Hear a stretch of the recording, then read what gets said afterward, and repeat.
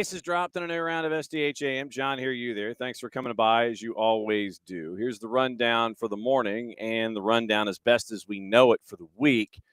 It'll be looking at Atlanta United 2. Any other lingering questions and thoughts that you guys have about Atlanta United, we'll take care of those here in hour number 1 as well. We'll go over Atlanta United 2 since we didn't get the chance to do that yesterday. And we'll go over what happened in the matchup at Truist Point back on Saturday. Get you ready kind of for the matchup at Matthews coming up this Saturday against Crown Legacy. Must win for Atlanta United 2 now on the run-in. And we'll go over the standings and let you know where things are. And also, we need your help. If you are a fan of Atlanta United 2, the Twos need your help when it comes to voting. So 17th, time to do your thing. So we'll find out what I'm discussing there as a part of hour number 1. We've got Champions League to get into. We've got news to get into, all the things. Yesterday, as we discussed on Soccer Over There, Caleb Porter out in New England. We'll start hour number 2 with our friend Brad Feldman, the play-by-play voice for the New England Revolution, and we'll catch up with what Feldy has on his mind involving the state of the Revs. So Brad Feldman joining us at 10 o'clock. He'll discuss the dismissal of Caleb Porter, not even after 2 seasons complete. What might be next, what the vibe is up there. Is it just woe and dread, or is there a sense of, okay, now that Caleb Porter's out the door, we can finally get some stuff done? So we'll get caught up with Feldy and get the education about the Revs. And then in the last half hour, it's our friend Jason Stevens. We caught up with him from London yesterday, and it is a continued discussion about multi-club ownership as our master's class continues in that. And we go over a couple of different things. We go over all of the different ideas of holding companies and shuffling of paper and, how much of this actually is real, or is it just a conduit? And then we kind of get into the women's game a little bit and how it's affected the WSL specifically with the owners that are in the Premier League. And so they are a part of the roll-up for these days when it comes to multi-club ownership. And so we'll catch up with Jason in the final half hour, and we'll get you ready for the rest of your day. Once again, thanks to everybody who dropped by, and we mean this in a virtual sense. And we actually did have some folks drop by the brew house last night for the return of, after 3 years in waiting, Soccer Over There has returned. 8 to 10-ish on your Monday nights. We'll be at the brew house, and we'll be virtual, as you noticed, with both Jarrett and with Maddie last night. It was me and Jason at the brew house, and we had folks drifting in and out consistently. And that's kind of, it's kind of the vibe that we have. And so went over everything yesterday, updating it today because, like I said, today is Champions League day number 1. We'll go over the juice boxes here in hour number 1 and get you squared away for all of that. But it was good to see everybody last night. And yes, Soccer Over There has returned. So Soccer Over There strikes back. SOT strikes back Monday nights at 8 here on the network. And it was fun to catch up with everybody last night. And so it was interesting yesterday once again to kind of get the lay of the land of everything and find out what's on everybody's mind. But that is today. So today is getting you ready, Jason Stevens, and getting you still with the MCO stuff. And we continue our masterclass there. And then, like I said, Brad Feldman's joining us at 10 o'clock, and we'll catch up with Feldy and find out what's going on with the Revs. Hour number 1 is all of ours, where we get to talk about Atlanta United, the Twos, MLS Next Pro, Champions League, what to watch, all the rumors, all the news, all the things, because opening kickoff, we'll kind of get into the news and things. So we'll get into that coming up in a bit. So tomorrow it is, once again, Tyler joining us at 9:15. See if we can catch up with the busiest man in the Northeast and Dylan Butler at 10 o'clock. We got guests coming in from the NPSL, and that is at 10:30. And that's basically all the information that I've been given. So we'll find out together. There's going to be an announcement in the NPSL today, and I'm guessing it has to do with franchises and things. And so the news that's happening in the NPSL today, we have that guest on tomorrow at 10:30 to break down everything with the announcement that is happening today somewhere in the NPSL-verse, and we'll find out what that's all about. KCD's joining us at 9:15 on Thursday morning as she breaks down her very, very busy weekend. as the Wonder Twins, Casey White and Jess Charman, had Chicago and NYC. We'll kind of get into that a little bit for Harry Potter night at the Spaceship at Soldier Field, and then the Power Hour with Nino and Nico, and then obviously getting you ready for the weekend, and our friends from Major League Soccer joining us at 10 o'clock, and we'll hopefully catch up with our friends at Beyond Goals Mentoring at 9:30. So that's the rundown for the week as we have it right now. So that's where we are at the moment.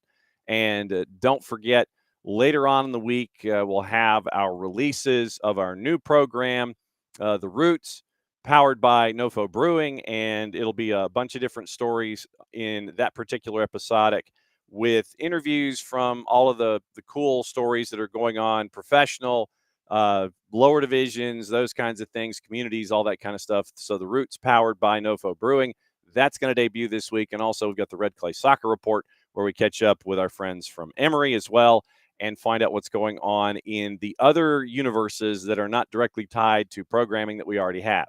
So if it's something going on at Oglethorpe, at Kennesaw, at Georgia Gwinnett, and at Clayton State, we catch up with them individually. If it's anybody else that has anything going on in the state, we catch up with them for the Red Clay Soccer Report, and that'll be coming up this week as well. Once again, we catch up with our friends at Emory and get a piece of history from Josh Grand, graduate of AIS, who is now a senior midfielder for the Emory Eagles. We catch up with him about his piece of history for Emory Soccer. And so that's going to come on later on this week as well. So set your notifications as we go. All right, opening kickoff brought to us by our friends at Kickoff Coffee and kickoffcoffeeco.com. And as always, you know, we flash the QR code so you can get your day started when it comes to Kickoff Coffee. Let me see if I can find it here. Hang on just a second. There we go. All right. So Kickoff Coffee and kickoffcoffeeco.com.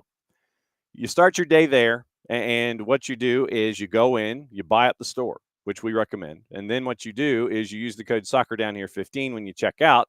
Then when you've bought out the entire store, you get a 15% discount. So you're still walking away with 15% of the money that you spent when you bought out the entire store.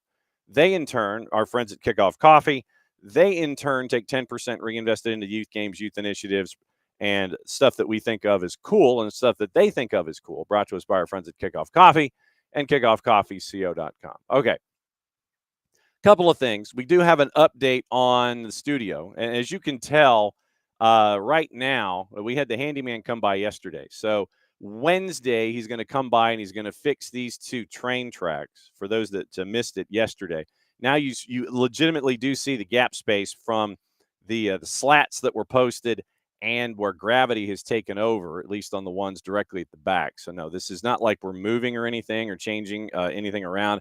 Literally, gravity took over after 9+ years. And so these two train tracks had the handyman come out yesterday, and he's going to go and he's going to administer aid and assistance to restoring this to its full upright and locked position on Wednesday afternoon. So that's your update there with all of that. But you can actually see the gaps now in right there. There's a gap, and when you go over, it's about 2 inches, and so it's about a 2-inch gap in each of these slats. And we can thank the curtain for basically holding up that row. So that's the latest there. And so yes, so Wednesday, hopefully we can come up with a solution. It'll be happening Wednesday afternoon when we're off the air. And so Thursday we will have put everything back up to where it belongs here in the studio. From the Guardian this morning. And it was one of those where you kind of sit there and you turn your head sideways and you're going, really? But yeah, really. From Reuters, as of early this morning, Serie C club Crotone has been placed under judicial administration due to mafia infiltration. The Italian club played in the top flight back in 2020 and 2021, and apparently the 'Ndrangheta clans had infiltrated ticketing operations. Quoting the Guardian, the Italian third-tier club Crotone have been placed under judicial administration for a year because police found, quote, sufficient evidence of pervasive mafia infiltration, prosecutors said on Tuesday. Crotone, based in the southern Calabria region that is home to the powerful 'Ndrangheta mafia, 7th in Group C of Serie C on 5 points in 4 matches. Once again, they played in 2 straight years in Serie A 10 years ago. Decision means the club will continue sporting activities, but under the supervision of court-appointed administrators. The club are not under investigation. So there is sufficient evidence of pervasive mafia infiltration, but the club are not under investigation. Combine those two. Quote, FC Crotone will actively collaborate with the judicial administrators appointed by the court to continue its activities in the best interest of the club, fans, and sport in general, the club said in a statement. Crotone said the court decision, quote, does not even remotely suggest complicity or connivance by the club, its shareholders, or its managers and collaborators, end quote. Connivance, a word I have not seen used in quite some time. The prosecutor's office of the city of Catanzaro said in a statement that Crotone had been, quote, subjected over the last decade, directly or at least indirectly, to conditions of intimidation and subjugation by members of the local Ndrangheta clans, end quote. The local mob had, in particular, infiltrated the club's security and ticketing operations, and the judicial administration regime is expected to help steer Crotone's economic activities back onto a legal path, prosecutors said. Mafia infiltration of Italian football, including, and this is the copy from Reuters, this is me reading. Mafia infiltration of Italian football, including its lucrative merchandising and ticketing businesses, is a well-known phenomenon, with recent investigations targeting hardline ultra fan groups at the top clubs Inter and Milan. So what has gone on at Inter and Milan has now infiltrated Crotone in Serie C. Police found sufficient evidence of pervasive mafia infiltration, but once again, the club are not under investigation. There you go. So keep an eye on Crotone and Serie C. That was that was interesting when that came across the wires this morning. Crotone. Keep an eye on Crotone. That is opening kickoff. Brought to us by our friends at Kickoff Coffee and kickoffcoffeeco.com. And what you do, once again, you hit the QR code. You start your day with Kickoff Coffee and kickoffcoffeeco.com. We suggest you buy out the entire store. And when you use that code, you do that, and then use the code soccer down here 15 at checkout. You get 15% off your checkout price when you bought out the entire store. And then they, in turn, take 10%, reinvest it, youth games, youth initiatives that they have earmarked as cool. Brought to us by our friends at Kickoff Coffee and kickoffcoffeeco.com. So there you go. Figured that one came across the wire, and we had to let that one slide into the rundown of the show this morning. All right. Anything on the table involving Atlanta United 2. This short of the conversation we have with Tyler. One of the few chances, if there's anything left on the table leading into that conversation, if there's anything else you want to that's on your mind from the weekend, go ahead and lay it all out. And the Twitch pitch will start the conversation back and forth. But we do have to catch up on Atlanta United 2. Didn't get the chance to discuss them yesterday. And Atlanta United 2 and MLS Next Pro, once again, you've got a boatload of teams chasing after playoff spots. The playoff spot, the 8th in the Eastern Conference. And I will go ahead and say this. 17s, you know what you got to do. Because one of the highlights that we are playing in a little bit has to, and it didn't have to, but it did because it was epic. It made the vote for MLS Next Pro Goal of the Week. And so 17s, you know what to do. One of these goals is up for Goal of the Week. And it's time to VOTE, vote. Team of the match week, of course, naturally was Carolina Core. So all right, let me get the actual link to the particular thing that needs to be voted on. It is Alan Carlton from Hunt City, Luke Husakivsky from Chattanooga. And this looks like I think it changed. And you have 2 hours left, by the way. You have 2 hours left to make this happen. So spread the word because you got to vote. Vote early, vote often. Right there. MLS Next Pro's 280-character app. If you have different IP addresses, maybe you can vote for both. But both of these highlights that we're going to play here in a second are up for Goal of the Week. And the last thing we need is to have the votes for these two goals cancel each other out and have Luke Husakivsky and Alan Carlton win the award. No offense. So 7 teams, you know what to do. Go to MLS Next Pro's 280-character app. Go down, vote for Goal of the Week, and we're going to play you the goals of the week if you didn't get the chance to see or hear them while we were at Mercedes-Benz Stadium in the game against Carolina Core. We'll run down what happened with Atlanta United 2 and encourage your vote in these situations. So, last Saturday, when a simultaneous act was going on, Atlanta United 2 and Carolina Core, big game in the Eastern Conference with teams trying to chase up to the 8th spot. Atlanta United 2 got on the board first, and it was a goal that was recommended for Goal of the Week by the folks at MLS NEXT PRO.com, and rightfully so, considering the goal was nuts. So here is said goal, once again brought to us by our friends at MLS Next Pro and MLSNextPro.com. Ryan Lee on the call.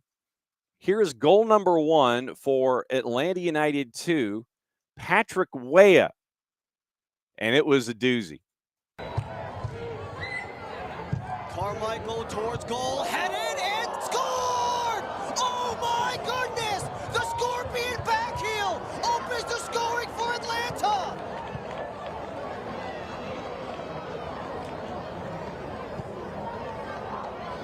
Oh my word, Patrick Weah! The service by Carmichael and the back heel Scorpion kick by Weah. So Patrick Weah, once again, thanks to our friends at Apple TV and MLS Next Pro. Service in by Ryan Carmichael with the right foot from about 25, heading to the far post. Patrick Weah decides he's going to go back heel scorpion kick. So basically a scorpion kick staring at the keeper for Carolina Core. And it goes in the net, and Atlanta United 2 has an early lead 1-0 on a ridiculous goal. Then Carolina Core, as they are wont to do at Truist Point this season, they come back. Jesus Ibarra scores in the 37th minute. Facundo Canete scores at 45+1. So it's 2-1, and that's the score at the break. Core with the lead at Truist Point. Early in the second half, the other goal that Atlanta United 2 scored, that is up for Goal of the Week in MLS Next Pro, happened in the 52nd minute. Santi Pita from range, dialing 8, once again, courtesy of our friends at Apple TV and MLS Next Pro. Ryan Lee on the bark. Especially with his lengthy bit of experience with Oregon State prior to his 2 seasons with Atlanta. He does have Pita as the short option as well.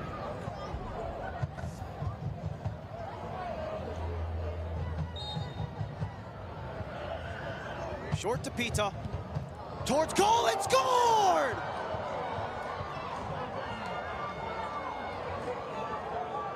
Atlanta, amazing 2 times over.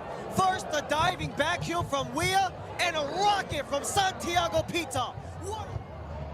Santi Pita's first goal, and it made it 2-2 at the time in the 52nd minute. Then Core would end up scoring 2 more times in the second half. It would be a goal by Kai Thomas in the 62nd and Facundo Canete from the spot in the 67th minute, 4-2 your final score. So Carolina Core gets a big 3 points here in the run-in against Atlanta United 2. Your starting 11 for Jose Silva, and we'll catch up with Jose on Thursday as they get ready for the matchup with Crown Legacy. Jono Ransom in net in the 3-4-3. Back 3, Salmat Safaro, Big Sal, Toto Majub, and Ronan Wynn. Your midfield 4 that you can use as wingbacks if you should so choose. Dominic Chong-Kui, Didi Cibrian, Aiden Torres, and Ryan Carmichael. And your attacking 3 left to right, Santi Pita, Patrick Weah, Gabriel Wise. So that was your lineup for Atlanta United 2 in the 3-4-3. On the bench, you had Moises Tablante, Javi Armas, James Donaldson, Rodrigo Neri, Ignacio Suarez, and Elon Ettinger.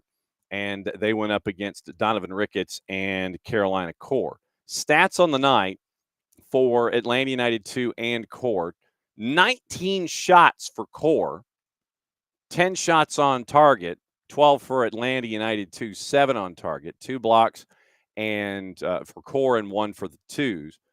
10 corners, 7 for Core, 11 crosses, 8 for Core. The only offside called on Atlanta United 2 in the match. 6 saves on the night for James Donaldson, and it was how many saves? 5 saves on the flip side for Carolina Core. 7 clearances of the 10 go to the 2s. 31 fouls called.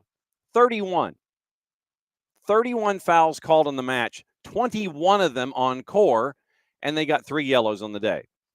Atlanta United 2, 10 fouls. They got a yellow. No reds across the way. So once again, 10 on target for Core on the 4 goals, 7 on target for the 2s and the 2 goals. Then 5 off target for Core, 3 for the 2s, 2 blocked of Cores, and 1 for Atlanta United 2. Passing percentage for Atlanta United 2 about 88%. Core just over 82. Open play passing percentage a little better for Atlanta United 2 at 89%, 81.8 for Core. Set piece cross success 2 out of every 3 for Core, 1 out of every 4 for the 2s, and open play cross percentage 3 out of 8 on average on the night for Core. So that sets up Core's win 4-2. So that sets up your standings going into the final 4 matches of the season for Atlanta United 2. Eastern Conference. Well, and Abby with the update, currently Weah is second behind Husikivsky, so spread the word. Hit your social medias as hard as you can between now and like 11 o'clock. Make sure that everybody's voting for Weah to take over Husikivsky, because you know it's a battle between the Chattahooligans and the 17s. And that's what it comes down to. Literally, it is a battle between the Chattahooligans and the 17s to make sure that they can figure out who's going to be goal of the week in MLS Next Pro. Eastern Conference, it's starting to take a little bit of shape. Red Bulls 2 at 54 points. They are in, just don't know where. Philadelphia Union 2 at 49 points. They are part of the gaggle that is 2, 3, and 4. They are in, don't know where. Revs 2, 48 points, 24 matches played, so they have a match in hand. They can leapfrog the Union if they keep the beat. Fire at 46 points. They are in, don't know where, 25 matches played. Chattanooga FC at 44 points. Huntsville City at 43. They've played 25 matches. Toronto FC2 is at 36. So basically, you've got a couple of different groups. You've got Red Bulls 2. They're the leader right now. Chase Pack is separated by 6 points, 5 teams. 3 of them are in the playoffs. We just don't know the where. Union, Revs, Fire, Chattanooga FC, and Huntsville City. Then you have the Chase group that is trying to get into the playoffs, and it has now expanded to the 7 and the 8. Toronto FC2 and Core are both at 36 points, but TFC has 10 wins. That's why they're the 7 and Core is the 8. That's your playoff bar right now. Atlanta still match in hand.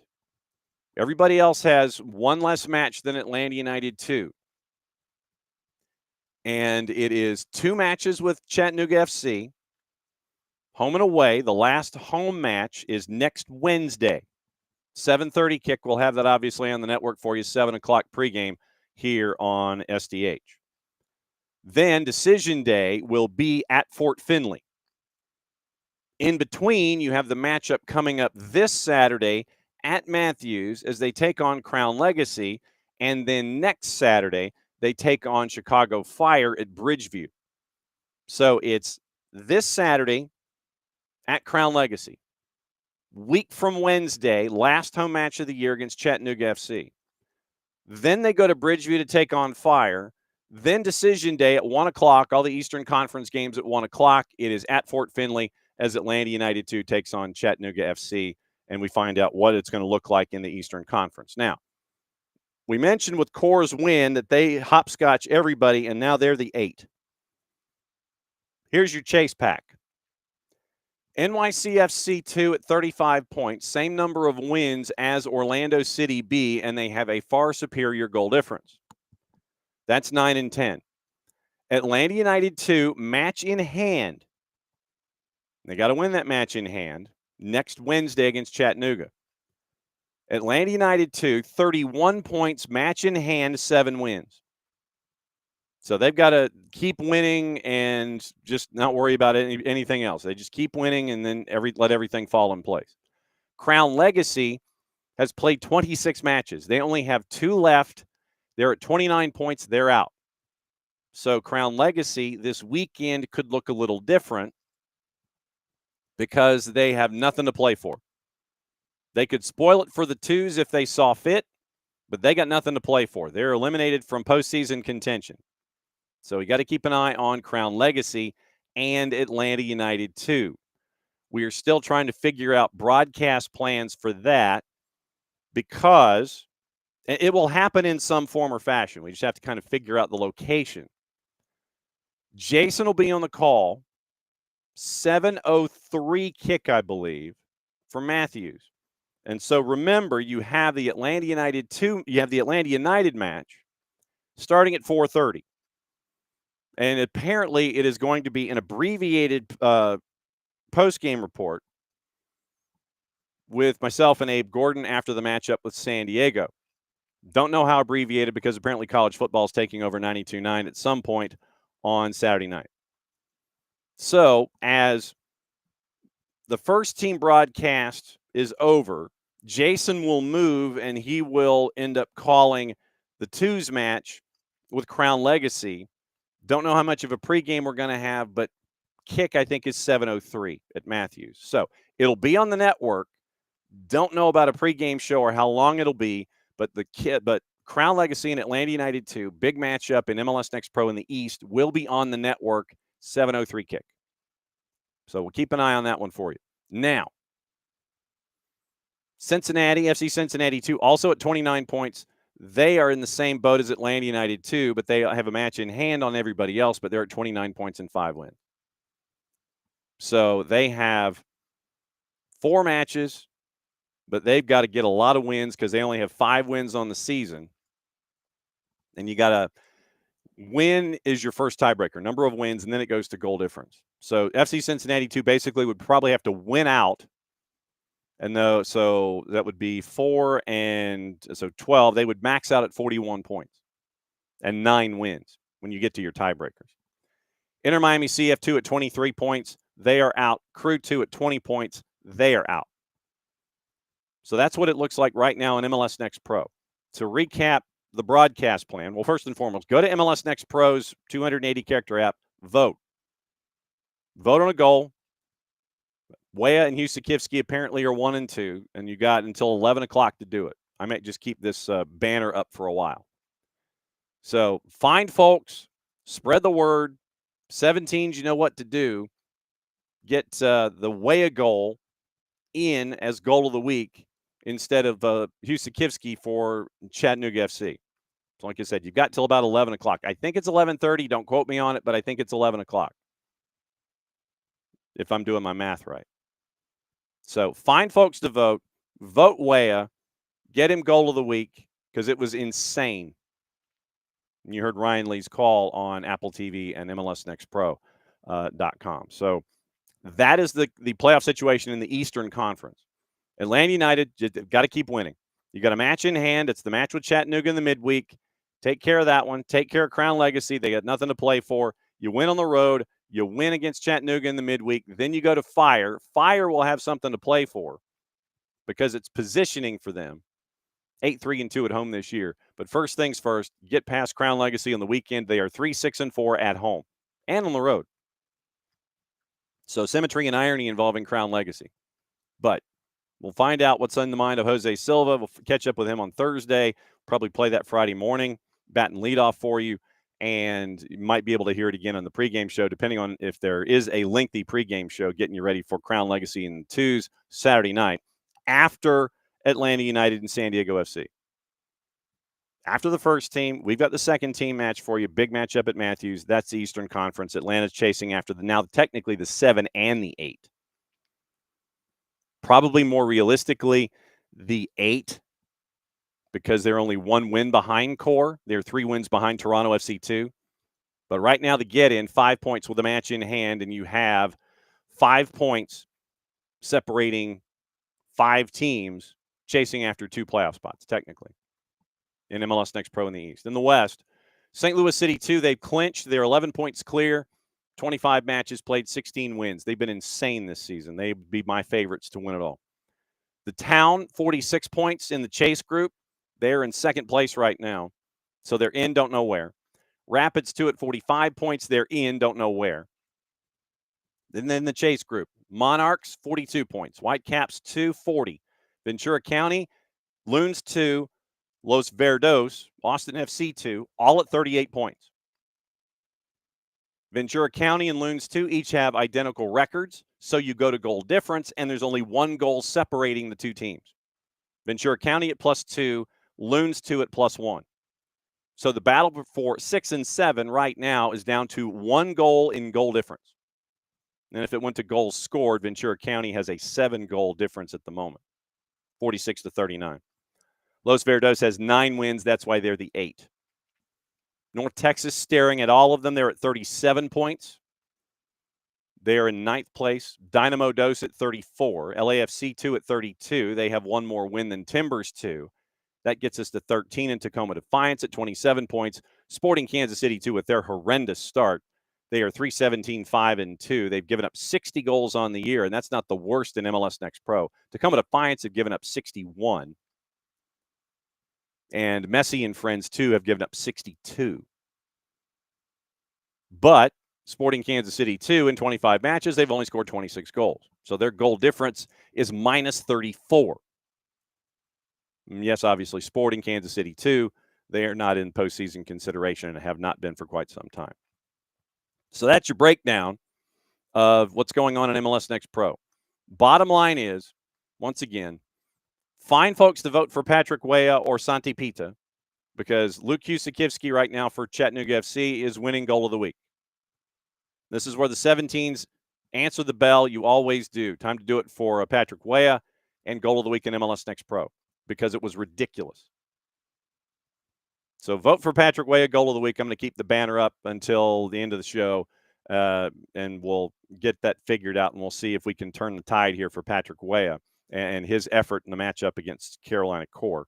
So you've got that to look at for Atlanta United 2, chasing after a playoff spot. So that's where we are. Vote goal of the week.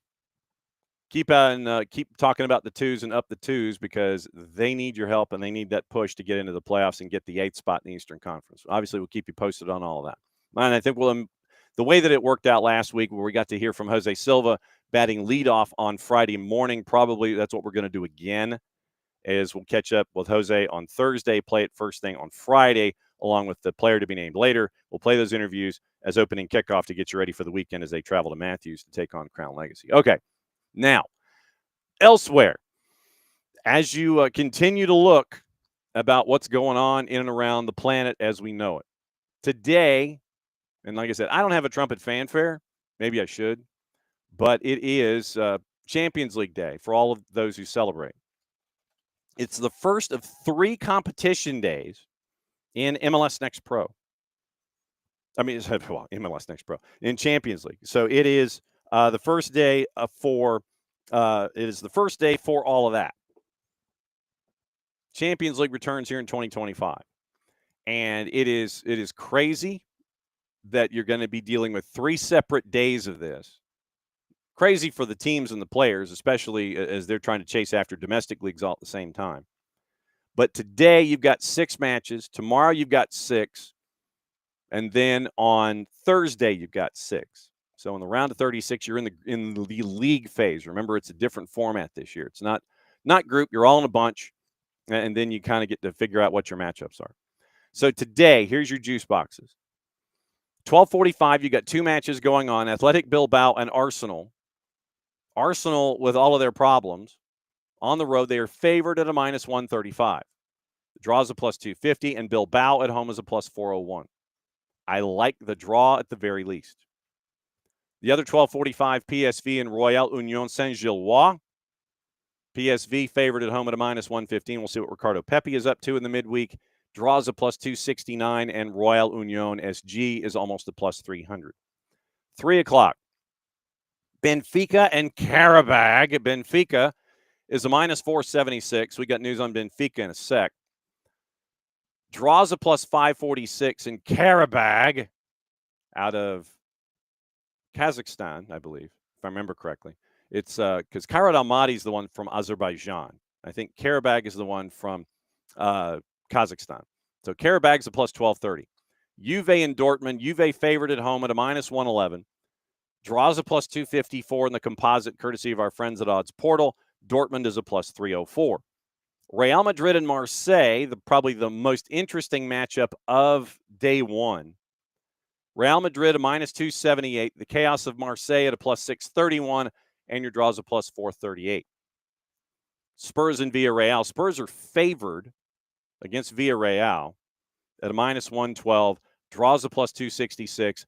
Villarreal is a +291. I would probably take the under. So those are your Champions League juice boxes for today.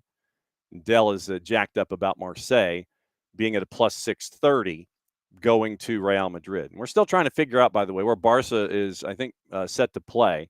I think they're playing because they can't play at Montjuic. They can't play at the Olympic Stadium, and the Spotify Camp Nou is not ready. So I think they got the okie doke to play at Cruyff for this game because a rock concert booted them out of Montjuic. And they got an okie dokie waiver from UEFA to play at Johan Cruyff, capacity 6,000. And so we'll update that one as we go. But I think they're playing the first one at Cruyff, and then they get to play everything else at Montjuic until the Spotify Camp Nou is open. And they were racing to try to get it open, at least in some percentage of capacity, so they could have the big crowd there for PSG. So that's the deadline that they're chasing right now in the league phase. But those are the 6 matches for today, and we will be intrigued as to what is going on involving all of those folks. But the story that I found interesting out of Portugal, and we'll kind of also find out from our friend Nino Torres on Thursday. We'll find out from Nino if there's any weight to this, WEIGHT. And it is the idea that Ruben Amorim could go back to coaching in Portugal. And I want to get the particulars. I want to get the particulars correct. Let's see. So it was laid out that Ruben Amorim could be heading back to Benfica. He could be given the opportunity to go back to Benfica if he's just fed up with Manchester United and all that. But there are a couple of dominoes that have to fall into place. Obviously, you lose the Manchester derby, you lose 3-0. Worst start to a season since 92. 14th in the table, worst ever finish in the Prem last year. 47 matches, lost 20. 31 Premier League matches, 31 points. So Ruben Amorim is basically like, well, if you want me to change the system, you might have to change a manager. If United, and we're keeping an eye out, if we're keeping an eye out on Manchester United's financials, Manchester United is supposed to release their financial report, and that could lend a lot of weight to the idea as to why they didn't chase after folks. Back on June 6th, remember, when they released their financials, a drop in cash reserves were ahead of the summer transfer window. Mark Critchley, Chris Weatherspoon at The Athletic. Cash reserves fell to £73 million during the third quarter, despite Sir Jim Ratcliffe injecting $300 million in since becoming minority owner. According to Old Trafford's, this is back in June. Latest financial results, United's cash reserves fell by £22.5 million during the 3 months up until the end of March. Although it was an improvement on $67 million in cash during the same period last year, follows a significant investment by Ratcliffe since purchasing the 28.9% minority stake last year. Cash position set to be a complicating factor during an important summer transfer window. Remember, they couldn't get as many folks as they wanted. They got some, but they couldn't get Emi Martinez. They really wanted – Emi Martinez wanted to go, and they couldn't line that up. Agreed to a deal on Cunha. $62.5 million fee over 5, insisting on 3 payments over 2 years instead. Wolves rejected the proposal of 62.5 over 5. Wolves wanted 3 payments over 2 years. Third quarter results for United revealed they still had the ability to borrow up to £90 million in cash under their revolving credit facility, which could help finance transfer spending, but would also add to a debt pile of £713.2 million. Thank you, Glazers. In March, Ratcliffe claimed United were in danger of running out of cash and going bust by Christmas had they not carried out a range of cost-cutting measures, including the cutting of up to 450 jobs. Also revealed that if United make no new signings this summer, the club will write a check for £89 million to pay for players already at the club, Casemiro, Onana, and Rasmus Højlund. In the third quarter, United have already spent a net $195.6 in cash on intangible assets, transfer fees. Already £41.9 million than they spent during the entirety of 23-24. Club reiterated back in March they were committed to and in compliance with both PSR and fair play. Calculations are based upon the account of Red Football Limited, a UK-registered subsidiary. Once again, multi-club. You have the multi-club ownership model, and then how you spread all of that money out to various and sundry corporations. We get into that at 10:30 with Jason Stevens. UK-registered subsidiary, Red Football Limited, posting significantly lower losses than New York-based PLC last year. Titan projected revenue guidance after last season to 660 to 670 million pounds, expecting to be higher at the end of the range. So that was what you were staring at after the last quarter. What is it going to look like with this quarter? And that might be the way to look at the future, or at least the short term, why things didn't happen in the summer window for Manchester United. So if they decide, if they, meaning Sir Jim Ratcliffe and et al., that they want to get rid of Ruben Amorim, Amorim may get to go back to Benfica and be their manager, because a leading candidate to become the new president of the club, João Noronha Lopes, is understood to be eyeing a move for him, according to TalkSport, with doubts also hanging over the future of their existing manager, Bruno Lage. Lopes is closing in on replacing Rui Costa as club president, and he's ahead in the polls at the head of the election next month. He was at the Etihad for the Manchester Derby, being pictured with his vice president, Nuno Gomes, and general director, Pedro Ferreira. And there is a picture of João Noronha Lopes at the Etihad with a couple of buddies that is posted to the 280-character app.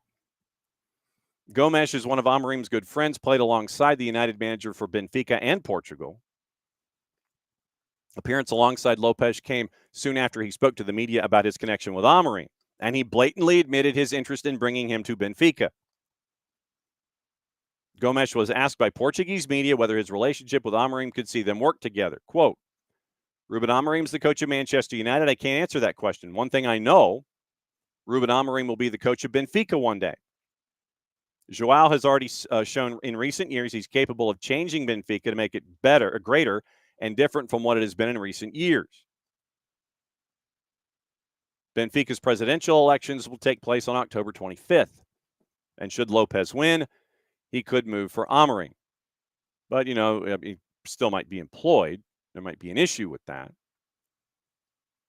Amorim, born in Lisbon and as a former Sporting boss, given an emotional send-off. Sporting and Benfica are bitter rivals. Likely to be seen as a controversial move to manage both clubs. However, according to TalkSport, Amorim is actually a boyhood Benfica fan. Came through their academy before going on to spend 9 years there as a senior player, making over 150 appearances. So the connections are there. Technically, we have between now and the 25th of October to keep an eye on what is going on with Manchester United, Ruben Amorim, and Portugal, and we'll talk about it more on Thursday when we have our buddy Nino Torres come in and go fully loaded for us, and he'll break everything down in Portugal and South America and all points in between. Chelsea took advantage of a new rule installed by UEFA to register a summer signing in the Champions League squad. UEFA announced earlier this summer clubs competing in European comps would be permitted to make a temporary replacement should they lose a player to, quote, a long-term injury or illness. Rule is in place up until the 6th competition match day in December. And so Chelsea wasted no time in utilizing the change after Dario Asugo was ruled out for about 12 weeks with a thigh injury. Asugo picked up the issue on international duty with Portugal's U21s. He's undergone surgery. So, according to the UEFA website, Chelsea has registered Facundo Buonanotte, who they signed on loan from Brighton in the summer. Asugo's injury opened the door for Buonanotte. So, if it looked kind of funny that you saw Buonanotte's name on the roster, that's why. Because you have an injury situation with Dario Asugo. He's out for 3 months. You bring Buonanotte in, and he is now part of the grid. So that's one of the moves for a lot of our friends that are paying attention to what's going on in the Champions League. Other quick news, we mentioned Buonanotte, Jason Atos, now sporting director at Brighton with immediate effect. That has happened. Chris Wilder confirmed return to the club, replacing Ruben Sayas, contract until summer of 27. His fifth time, third youngest squad in the championship last year. He's going to put a focus on youth, keen to establish core values and culture. Fifth time,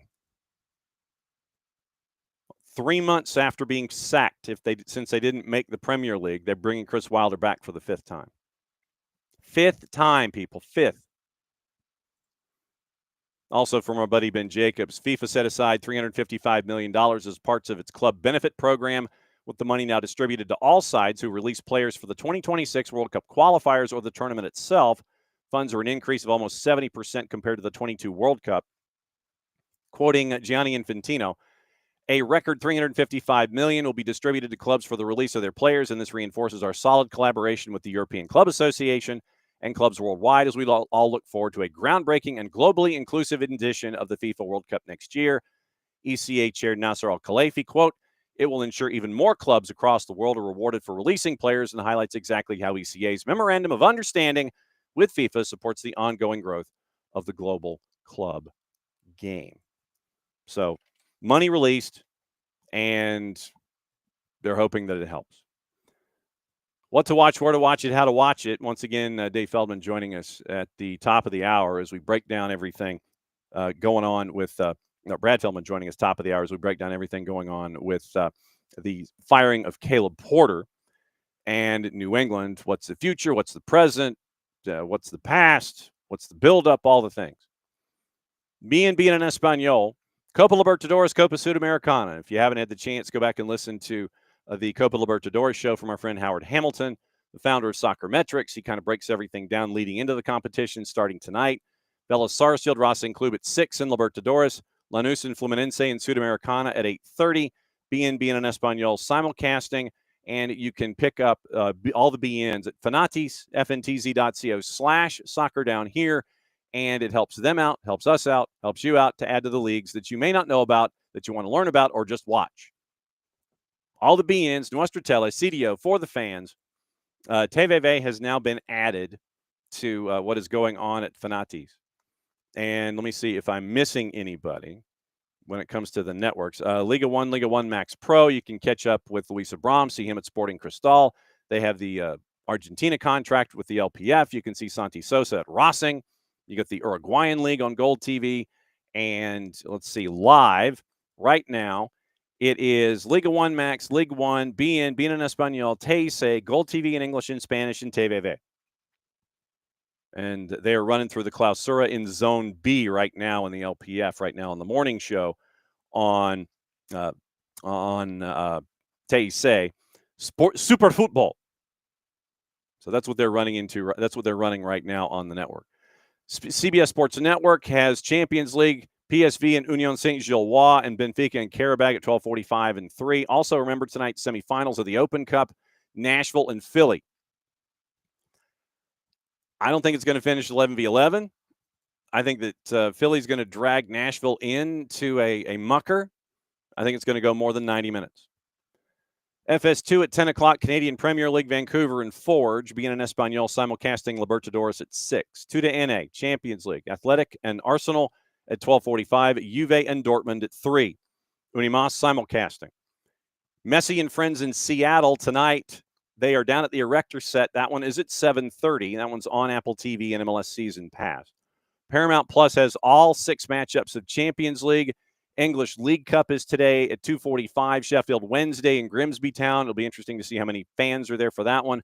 Brentford and Villa, Crystal Palace and Millwall at 3. Open Cup semis on Paramount Plus also at 8 o'clock. Women's side, ESPN Deportes has the CONCACAF W Champions Cup doubleheader. Chorrillo and Orlando Pride at 8. Vancouver Rise and Gotham at 10. ESPN Plus is simulcasting, as is Paramount Plus. So that is your rundown of all of the things that are attached to what to watch, where to watch it, how to watch it, all the things. And so once again, waiting for Brad Feldman to come up and join us here in just a little bit. We'll break down everything going on with New England Revolution, and Jason Stevens joining us in the final half hour of the show. And we will find out about multi-club ownership, how it affects what's going on currently, talk about sliding paper and all the different corporations that are attached to these clubs that believe in multi-club ownership, specifically in the Premier League. Remember the graphic that we showed you that had Chelsea's 22 different operators, all the different corporations, the holding companies, the Blue Co holdcos, all the alphabet soup. We get into that, and we also kind of lean into the women's game too. So it's another interesting conversation that we have as we learn more about multi-club ownership and how you slide paper from one side to the other. So it will be very, very interesting. Once again, catching up with Jason Stevens. Next week, Jason and I will look at multi-club ownership across the English Channel. We'll get into the rest of Europe in and of itself, and we'll let you know how it is growing on that side of the English Channel, on the mainland, on the European continent. We'll get into that next week. But this week, more on MCOs, more on financials, more on sliding paper from one company to the other, and how these companies may not really have any money or financial statements filed or anything like that, but they're more than happy to slide paper. And you'll have some folks magically with revenues that are 9 figures to the left of the decimal place, and a Premier League club that registers a deficit. So we get into all of the financials today. We get into women's soccer and how it's impacted as well. So that is coming up in just a little bit. Also on the board this morning, just out of Hillsborough once again, just to let you know, Home Affairs, Rajiv Sile yesterday. Hillsborough law will mean serious wrongdoing is punished. The deputy PM says legislation will ensure public officials have the duty to act with honesty and integrity at all times. Public servants who deliberately cover up state-related disasters will face up to 2 years in jail under a new Hillsborough law. David Lammy has promised, following concerns from campaigners, that it could be watered down. And then Lammy wrote an op-ed in The Guardian saying that the legislation would ensure state actors from the Bobby on the beat to the highest office in the land will face, quote, serious punishments for serious wrongdoing. The Public Accountability Bill will be introduced today in Parliament after behind-the-scenes wrangling between lawyers for Hillsborough families and officials. It means ministers, senior civil servants, chief constables who misled the public could be dragged before the courts and imprisoned, according to Whitehall sources. So that is news out of the courts and public lawmakers and things like that. And I think that's been a long time coming when it comes to what you're seeing. So I'm trying to see if there's anything else in the news that I might have forgotten before we are joined by Feldy coming up here in a bit. United backing Amram as data shows improvement. So apparently data is showing improvement for Ruben Amorim. Managers view that the club's worst start has masked some of the improvements of the team. United currently ranked first in the Premier League for total shots, touches in the opposition box, second for XG and open play XG, fourth for shots on target, fifth for passes played into the box, metrics all significantly up on last season. Total shots, they were sixth, they're now first. Shots on target, 11th, now fourth. Goals, they were 16th, now 11th. Shot conversion rate about the same. Third or fourth from the bottom. Expected goals was 11th, now second. Open play was 9th, now second. Touches in the opposition, 18. 8th, now 1st. Passes played into the box, 8th, now 5th. However, shot conversion rate is just 5.7%. 4th worst in the top flight, or 17th. Underlines the need for Omrium's side to make more chances that they are creating. Won just 8 of 31 league games since taking over as United manager. Puts them at the bottom of the form table among Premier League sides in that period. Last 31 matches. Liverpool's obviously first at 68 points in 31 matches. Liverpool, Arsenal, Chelsea, Man City, Newcastle, your top 5. Manchester United is 17th. Spurs is 16th. West Ham is 15th. Wolves are 14th. No real surprise in any of those. So that's the rundown there of all of those numbers. All of those numbers are staring at you, and that's what you're looking at. So, all right, let me see if there's anything else that I've missed. Like I said, we're filibustering here a little bit, waiting for Brad Feldman to come and join us, because if I'm not mistaken, the Revs have a noon press conference, press opportunity, and it is the opportunity for Kurt Onalfo to speak his piece once and for all about Caleb Porter and what happened in New England and how it all fell down, and it did not end up as the way that they were looking when it came to West Ham. Let me say hi to everybody. I haven't done that yet this morning. Morning, Alex. Morning, Abby. Morning, Ricky. And Abby was working on stuff for Hispanic Heritage last night. So I'm guessing that means that the Somos set will be the item of the match on Saturday. Morning, David. Let's see. Morning, Abby. Once again, reposted. Morning, Luke. Luke Chapman. Northampton Town, Wembley 98, second division playoff final from England. So morning, Luke Chapman. Morning, Dell, who used to live in Lyon. See, now that's great. Luke has a Northampton Town, Wembley 98, second division playoff final scarf. That's strong. That is strong, Luke. That is good. That's good stuff. And they would try to buy Bernardo Silva in January. They absolutely would. Yeah, and morning, Catalucci with West Ham. See, now, Luke, I'm hoping, Luke, that that scarf that you have, the Northampton scarf, is absolutely in fantastic shape. I'm hoping that it has been well preserved over time and that it looks absolutely amazing. Like I said, I am how do we phrase this? I can't wait to see what it looks like.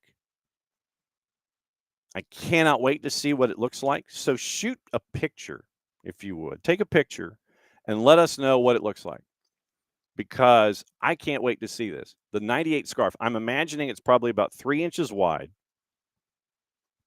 3 or 4 inches wide, and your standard scarf length, and it's got really fine print. So, Luke, find a way to take a picture of it and find a way to send it to us, because I want to see what this 27-year-old scarf looks like. And I cannot wait to see what it does look like. That would be fantastic. That is fantastic. A 27-year-old scarf. Most of my hats that I have and the T-shirts that I have can go back that far. Scarves, not so much. Scarves usually are within a decade, unless it's something specifically that was purchased and it is older and it represents a certain event. So your 98 Northampton Town Wembley scarf, that's some fine picking right there. That sounds fantastic. That sounds great. I'm not going to say jealous, but I'm absolutely going to sit there and tip my hat to you for having that. I will tip my hat on that one. That's an easy one to sit there and go, yep, absolutely. Can't wait.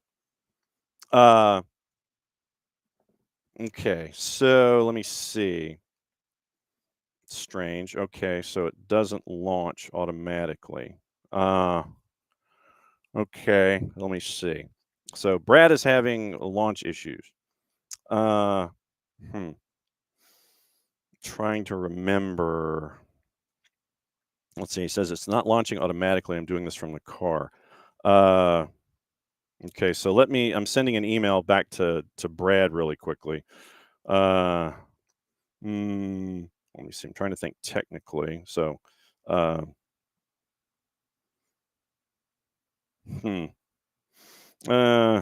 would have thought. Oh, there it goes. Okay. As I was writing a response, Brad Feldman, as we believe in safe guesting, and so what we will do is make sure that Brad is with us this morning, and we will talk everything going on. As I imagine that Brad is on his way to the noon opportunity that we have with Cardinalfo. Brad, good morning. I'm glad that you didn't have to answer to any of my technological questions about what was going on. Yeah, sorry. Like I had to launch Safari, which I hadn't done in a couple of years, but I figured it out. No, it's all good. Thank you for being more technologically advanced than me. That's all. Thank my brilliant wife, Liz. I take no credit at all. We thank the boss. We thank the boss without question. You know, that's how it is. First off, thank you for doing this in such a quick turn with the breaking news that came out yesterday.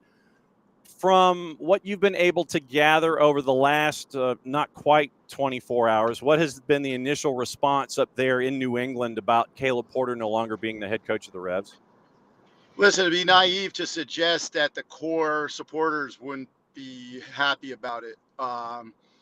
You know, I think the timing caught some people off guard. People might have thought it might have happened a couple of weeks ago, or at the end of the season. But you know, it's pro sports, and there, whatever reasons that we may never know behind the scenes, that may have triggered it. You know, and I don't even want to speculate because it would probably be wrong. But I think that what was interesting to me is that because the Revs are having, a sort of an indifferent season, you can feel the sort of level of interest and coverage in the market media wise. But as soon as it happened, it hit the sports flash on the big sports radio stations, including our, broadcast partner 98.5, the Sports Hub, who I think may have broken it. I know that Tom Bogert had it on the internet, but in market, it hit very, very quickly,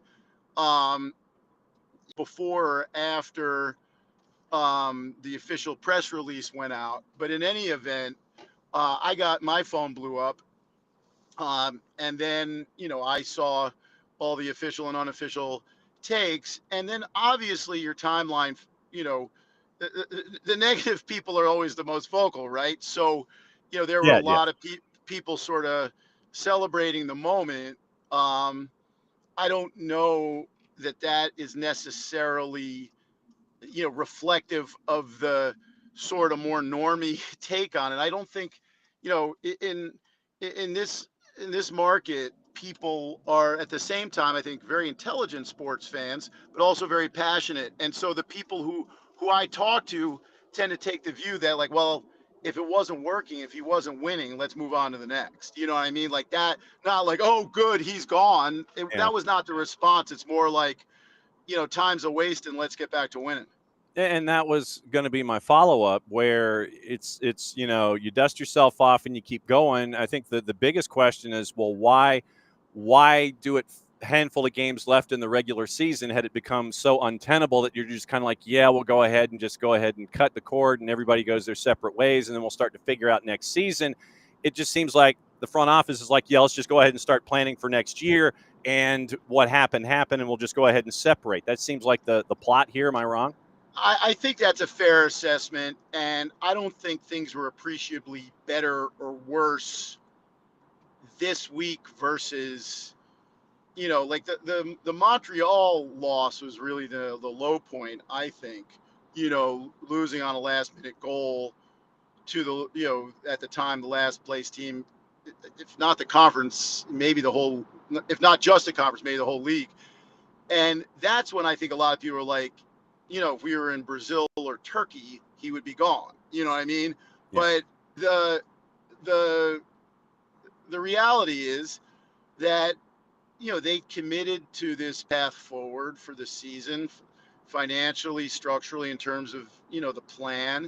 And I think they wanted to keep it going as long as it seemed at all sustainable. They were not mathematically eliminated after the draw. It was a good fight back. The Revs, have shown late game fight back a couple weeks in a row. So it's not like they just gave up the ghost and, looked like they were trying to get the guy fired.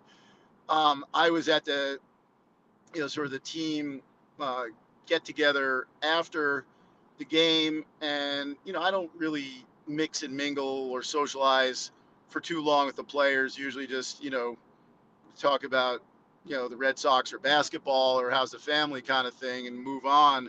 I'm not trying to do any deep reporting because these guys are still decompressing from the match.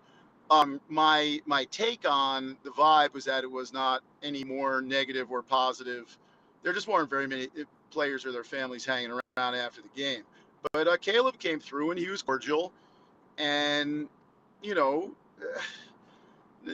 in the business of competition. None of these guys like dropping points or losing. Everybody's been frustrated. Everybody's devoting their lives to trying to be excellent in their chosen pursuit. MLS football. We're trying to win games here, and so nobody rating, even a last minute stoppage time for a draw. That's not good. We need a win. So my take on the vibe, things are not pointed in the right direction right now, but people were not being accusatory or gossipy.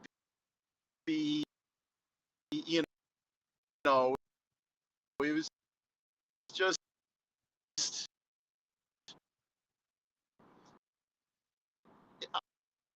I've seen worse, man. It's my 25th. Yeah. That's just where it was. So with all of the yeah, yeah, yeah, yeah, yeah. I mean, no doubt about it. I don't know why they chose. Oh, it's. I know you're traveling on the freeway, and I know we're kind of battling that too. Oh, So. did you lose me for a sec there? No, you're good. No, I was trying to. I didn't know. I was searching for end of sentence, but no, it's all good. I thought that you'd finished your thought. But you make the acquisitions. You bring in Matt Turner. You bring in Turgeman. You brought in Campana in the beginning of the season. Because this was a team that continued to try to add pieces. It wasn't one where you're just sitting there and it's like, okay, we're going to just stick with what we've got and try to work our way through. You continued to add pieces to try to get north of the playoff part. It wasn't just static lack of development or lack of trying in the overall where the roster build was concerned too. Agreed. I think that is a good assessment. Now, whether those were the right pieces or not, listen, if Leo Campana had been healthy, we might be having a different conversation, right? If they're plus another 5-6 goals, right, and they're plus another 3-4 wins, we're having a different conversation, right? I'm not saying it's his fault. The guy keeps getting injured. This is his third in-season injury, and I think he had, a knock with the same hamstring that kept him out for stretches in the regular season during the preseason.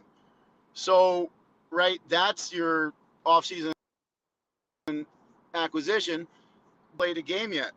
So they spent a good amount of money in the transfer market and salary wise against the cap to try to get things on a good course. And if you compare the budget to based on the MLS Players Association figures released earlier this season, the Revs are right in the mix. They've spent more. So, that's, the effort and the financial resources, you can't really turn to that as the cause for their situation. And they weren't getting blown out. The Revs, they lost a lot of close games. They drew a bunch of games, some where they, drew from winning positions, like Kansas City, others where they came back, like Orlando. So it was sort of like there was no one consistent message. But one, I think, thing that really, really, really hurt, not obviously just the math and the standings, but the perception of Caleb was of the poor home record, right? Like just 3 wins from 15 at July. That's not going to get it done in terms of the fans' feelings about the team and also the team's actual, point haul in the stands. You got to win your home games. And Foxborough has always been a place where it's difficult for teams to come in and play for a bunch of reasons. But if Fortress Foxborough becomes flimsy, then you've got a problem. Flimsy Foxborough and Fortress Foxborough. I have to remember those. There's been talk now of reaching out to Jim Curtin, and there are lists that everybody puts out in these kinds of situations where, hey, what about this guy, and this guy, without, just putting names on a wall and seeing if they stick. But word out early is that Jim Curtin has been reached out to end a sentence in a preposition. And if you go down that road, you've got to find out if he is willing with three teenage sons and daughters, if he's ready to leave home, one of them being 17 and the other, I think, are 14 and 13. Would he be willing to either commute or move up? And stylistically, it would be almost a 180-degree switch from what we see with Caleb to what we're used to seeing with Jim Curtin. If Curtin sticks to his guns and says, okay, well, who I was in Philly is who I am, and then this is what we would be, it would be, it would be at least another 2 windows of overhauling a roster to get it to be like what we would say with Jim Curtin soccer in quotation marks, to get it to be there with what you have on hand. I mean, it seems almost counterintuitive to go in that direction. You make a good point. Like it's all. Can you hit a reset button, get the Bruce type players back? I don't know. Like the personal stuff that's for Jim to work out. He's a good guy, and I think he'd be a culturally good fit. I can't confirm those rumors, but his name is going around earlier in the summer. I've seen those same lists, and it's pretty much any recent young middle-aged MLS coach who's had some success in recent years, right? Not a lot of foreign names on there, but I don't know if that carries any weight. I like Jim Curtin. I think in a lot of ways would be a good fit. I don't know, if the current roster is something that he would look at and say, yeah, I can deploy these guys the way I did with the Union and, really, play a more vertical style, get up and down and hit you on the break all the time and play fast and stuff like that. I can't really say. I'm sure there are some players in that roster who say, I'd love to play that way, like unleash me, you know what I mean? Rather than more sort of game model possession, draw in to open you up kind of style, which is what Caleb wanted to do most of the time. But I think that's, I don't know if it's a polar opposite, and I don't know that all those players that are on the Revs roster are ill-suited to play for a Jim Curtin type team. I think that, there are probably a majority of guys, not all of them, who would say, yeah, like we'll follow the manager's dictate. But if somebody came in and wanted to play in a more open way or a more counter-attacking way or a more vertical way, more direct way, whatever you want to say, then it's going to end up being the evaluation whoever the next manager is. And it's not the uncertainty that it's Jim Curtin, even if he wants the job. That's just, internet chatter. And even if he were to have been contacted, it doesn't mean that he's interviewed and gotten the job. The family stuff, I just say, excellent schools up here. If you have somebody who's in the last year of high school, that's a tricky one, right? But both, public schools, #1 in the country, and we know that there are great private schools in New England as well. So, and good quality of life.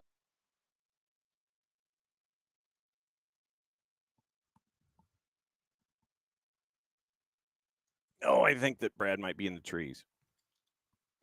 I think he might be in trees. Yep. There we go. He's back. He changed cells. There we go. I can't hear you. You're good, Brad. I got you. Hello? You're good. I got you, Hello? Brad. Leo? Brad, you there? Jeez. Why is he calling me?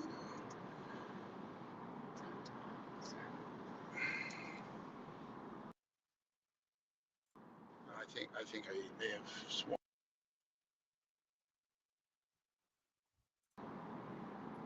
Brad, I've got you if you're there.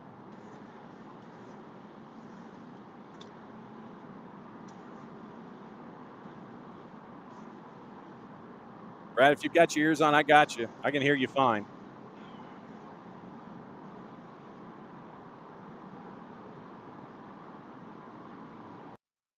It's the beauty of having conversations sometimes, because there are a lot of trees in that particular section because of it is a tree shrouded drive that Brad was on, and I give him full credit and the boss full credit for making sure that he could dial in this morning. Let me check and see if things have improved.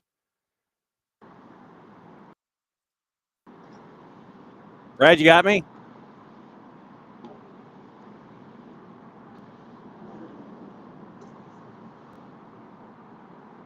Okay, I've still just got that going on. Let me say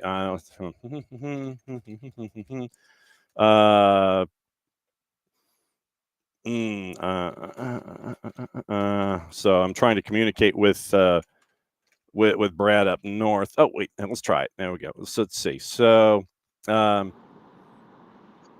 they try and figure You it out, got I me? can hear and see. Yeah, yes, Okay, great. I you're good. apologize if a bad word slipped in there. I've never done that before. So No, it's all apologies to your listeners. it's all good. No. It's it didn't pop out. You're good, and All right. we are. It is no issues. I just have 2 more questions, and then you can resume your life. When it Fire away. comes Yeah, I'm to sorry this is tricky. Yeah. No, it's all good. I figure you're driving on a tree shrouded freeway in the northeastern United States. I think I'm just happy that we were able to connect. There are some contract decisions that have to be made. A lot of folks are 26s and 27s. You got a handful of players that are senior roster spots that have options for 26, some supplementals that are 25s with option years as well.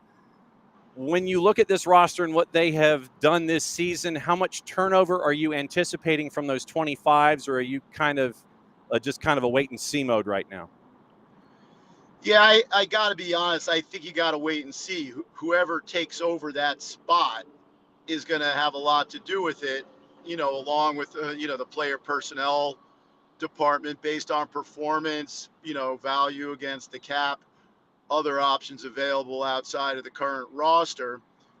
Carlos Heel, you'd think is untouchable, and they'll keep Matt Turner through, his loan, period, I think. And, I'm sure Matt wants to get back to Europe unless that's, there are no good options. And, he's been good coming back this year. But I can't go through the rest of the roster and evaluate. There's some really promising young guys like Alan Oyerwith, who made his debut start this past Saturday, 18-year-old Uganda international. The wingbacks, Eli Feingold and Peyton Miller, but especially Miller and Oyerwith because of their ages. But even Feingold, who just turned 21, like they're transfer bait, you know what I mean? And I think that those guys, if decent sized bids comes in for any of them, they're gonna think, seriously about, what the value proposition is. But the rest of the roster, I don't think it's right to start, going through one by one. I think, everybody is either, possibly, not going to get re-signed or, could be traded, but they could also keep a lot of them intact. They just, as you alluded to earlier, did a complete roster overhaul this past winter. Kurt Adolfo set for a press conference at the Revs Training Center at noon Eastern. I guess subset question A, are you going? No, I can't time it out that way. I was just going to stream it. So then what would you, subset question B, what do you anticipate coming out of the press conference? Anything of note, or just pretty much this is how things are and it's going to be fairly standard quotes from Kurt Adolfo? Listen, I could have been kept completely in the dark. They could have Jose Mourinho, in a box with, pink foam popcorn, and they do like a Mourinho unboxing. I know I obviously say that in jest, and I don't think that's a serious candidate. Nor do I think Mourinho He pops out. He pops out of the box, and he's just holding up 3 fingers. That's exactly what he'll do. 3 fingers. That's right. Yeah, no, I'm very special. I don't know. I don't know what to say. I would be shocked if they announced it, but I think they're going to talk about the process and the timeline and what expectations are, for the remaining 4 games, and then just try to probably answer of Porter's dismissal, and then talk about the path forward. And, and I'm sure some people will be frustrated at the lack of, total specifics, but I don't think they're in a place, unless I'm completely out of the loop, which is possible. I don't think they're at a place they're like, well, and, starting October 19th, X is going to be our manager he's already hired. I don't think that that's the case. I could be wrong. 3. Just holds up 3 fingers the entire time. Kurt Adolfo walks into the room. He's holding up 3 fingers, and he sits down. You've got Philadelphia this weekend. That go would ahead. Be brilliant. Yeah. No, I was just going to say that would be hilarious. So go ahead and cut the promo. You've got Philadelphia this weekend on the road, 2:30 Saturday afternoon at Subaru Park. That's it. 98.5 The Sports Hub in New England will be live at 2:30. Fantastic. Thank you for doing this on tree-shrouded freeways in the northeastern United States. Fantastic that we were able to connect. You got the keys to the garage door, and you know where it is under the mat. Come on in anytime and vent your spleen. That's what we're here for. Thanks again, my friend. Good stuff, man. Thanks for tolerating the technical difficulties.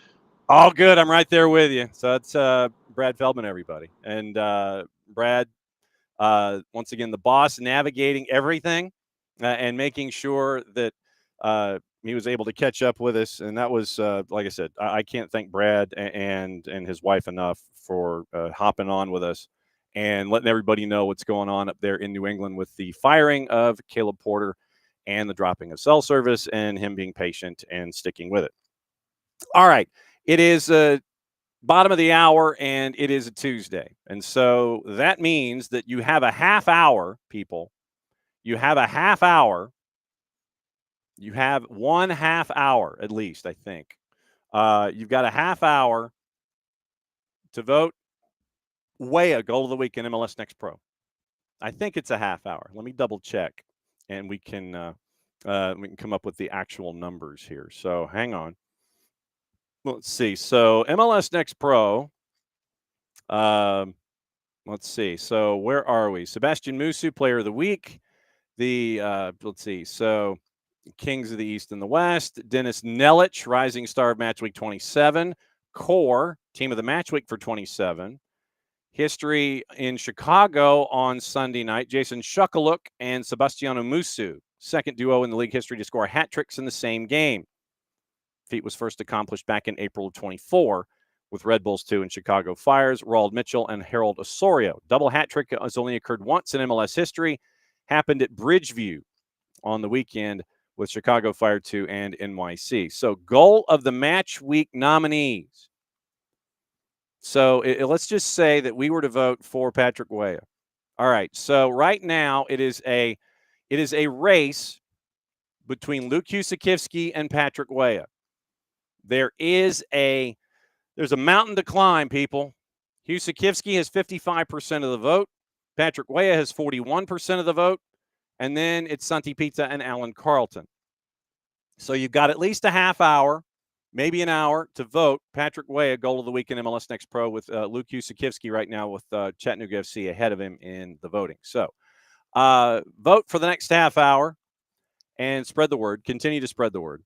And we will let you know what's going on and try to upset a 14% deficit in the final half hour/hour to vote Patrick Way a goal of the week in MLS Next Pro.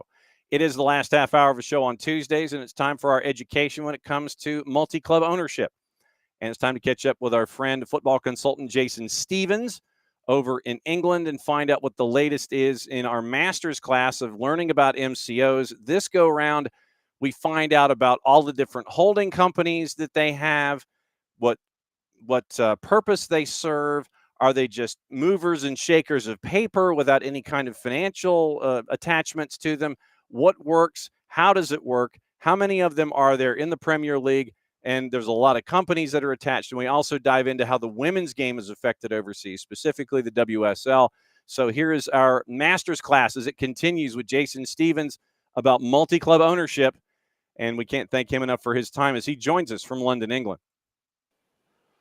All right. So as the education continues when it comes to multi-club ownership, I thought it was interesting. Last time that you and I talked, after you had some business to take care of a rather large nature last week, and you're back with us this week. I guess let me ask this: how was the field trip, by the way? Yeah, put a few more miles on the passport, etc. No, it was good. Everyone seems to be like, Portugal's a hot topic at the moment. So a lot of clubs have got interested in there, especially with the South American connections. Obviously, Brazil, Portugal being the main transfer corridor. Obviously, South America being a huge pipeline for football talent. And we are seeing some sort of soft movement with the way that the South American companies are structuring their leagues, etc. So, potentially paving the way for future investment. So it's a case of, if you get a club in South America, where do you move it to? And obviously Spain and Portugal are prime destinations for that. So I think a few clubs are sort of anticipating that. We've already had a few clubs that have done that already, with Aston Villa, Bournemouth, etc., Forest, etc. So we expect probably one or two more in the near future. Okay, and we'll keep an eye out for that. And obviously, when you can crack the envelope and let us know what's going on, obviously be able to do that. This week it was Holdco's, Blue Co's, all the Co's, the missing millions, all the flow charts. Because last time when you were with us, and you sent me the Chelsea flow chart that had 4 separate levels, it had 2 tentacles, kind of. It had 2 separate directions out of the fork in the road, and like 5 or 6 things, and it was 24 in the Premier League. Premier League clubs, they like the alternate company idea, and Chelsea more than most. Yeah, I mean, listen, the way that PSR works in the UK is that traditionally the governing bodies only really inspect the accounts associated to the football club. So whatever company the club is registered under is the company that gets the micro analysis, etc. So over the years, the clubs have become more creative with their corporate structuring, so that we've seen now pretty much, so the last analysis was at the beginning of the year, and we've seen that within the 20 Premier League clubs, that collectively they've got 138 different companies associated with them. Obviously, Chelsea are top of that food chain with 22. And then some of the other big clubs, when you've got the Arsenals, the Liverpools, the Manchester United, etc., they can range anything from 4 to 14. And then, you've even got surprise ones with Brighton and Fulham that have got multiple companies, Brighton with 12 and Fulham with 7, etc. 138 companies for the 20 teams currently in the Premier League. And you did I hear you right? PSR only is attached to the club, not to any of the subsidiaries and companies. That it's just the club ownership. That's the only one that attaches to PSR? That's the one that gets financially regulated, yeah. I mean, you could imagine it being an absolute nightmare if the Premier League had to inspect all the companies that these owners were connected to, because it's impossible, right? I mean, most of the owners are successful businessmen. They've got venture funds and companies of interest personified. I'd hate to know how many companies, i.e. a Todd Bowley, is actually registered on, without being sports related. There probably is a few hundred of them. So, yeah, you can't really expect the governing bodies to regulate every single every single company. But at the same time, there are obvious ones. So if if you're expected to report an honest corporate structure, then maybe some of those companies could be micro-analysed a little bit more, especially when there's multi-millions sitting in them. Yeah, and I want to get into that in a sec. Is there an idea from some of the smaller, and I'll use that word in quotes, the smaller clubs to sit there and expand that reach? Because if Chelsea is at 22, which is twice as many as a couple of other franchises that are out there, is there any thought from the lesser economic clubs to sit there and expand PSR into these holding companies, or just because of all of the paperwork that would be attached to it and trying to monitor companies that might be Isle of Man or Delaware Corp in the U.S. or something like that, is would just way down on paper that's preventing all of this stuff? Well, that's the other thing, isn't it? Some of those states and countries that have these accounts in, they are not at liberty to declare what's in them, right? So if they're all protected anyway by whichever state or country they're in, then it's going to be very hard for the Premier League or whatever governing body to be able to access that information. So yeah, there's a lot of secrecy out there in the business world, and footballers seem to have been taking it over.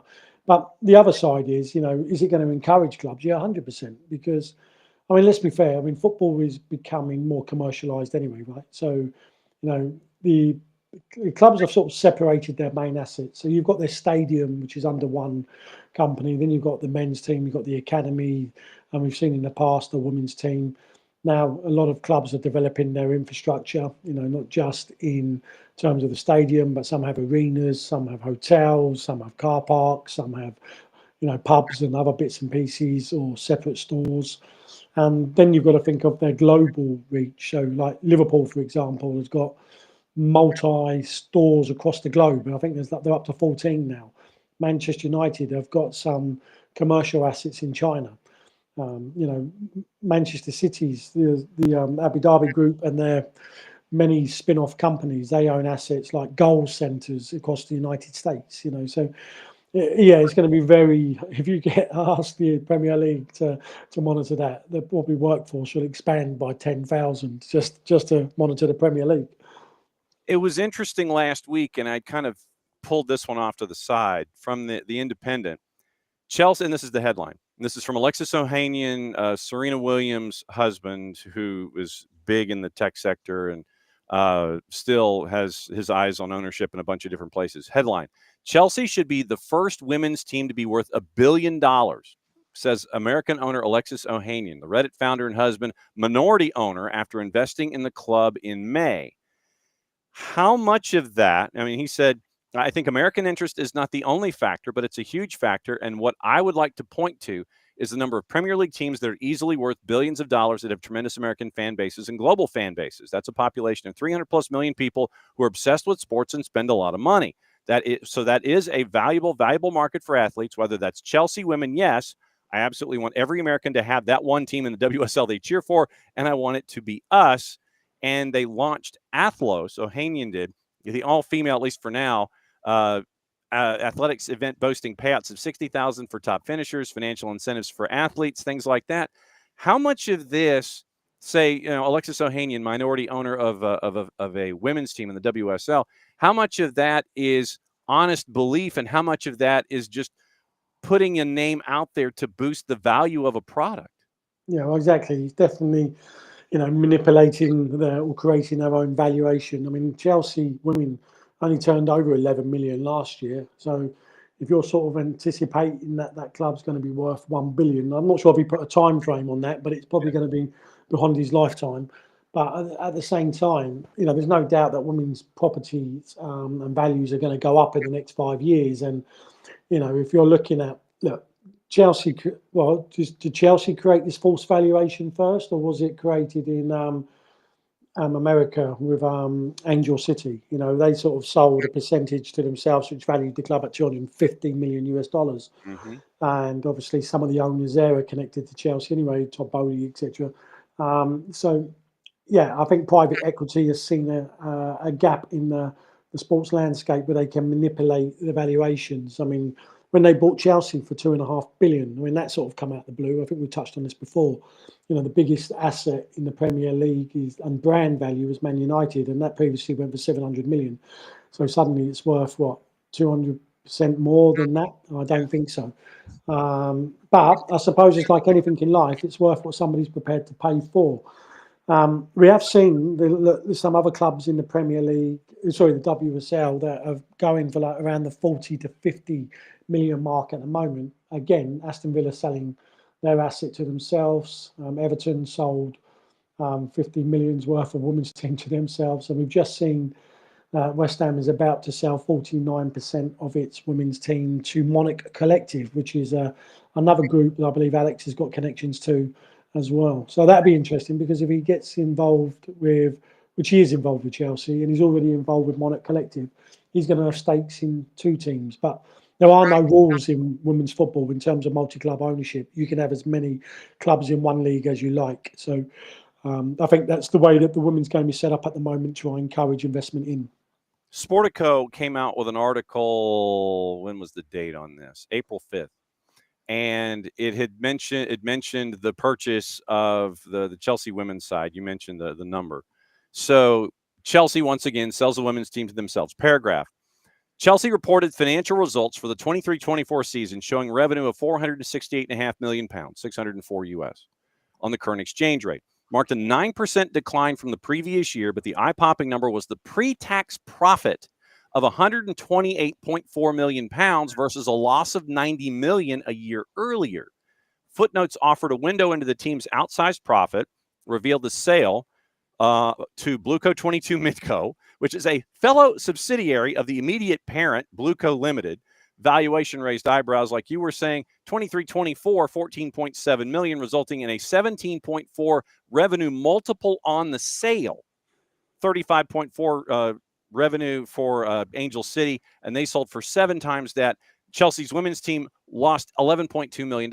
And I know that I'm probably getting into the deep woods on this one, but 17.4 on a multiple seems, because usually you're looking for something, I think, 1 to 10, and it's a 17.4.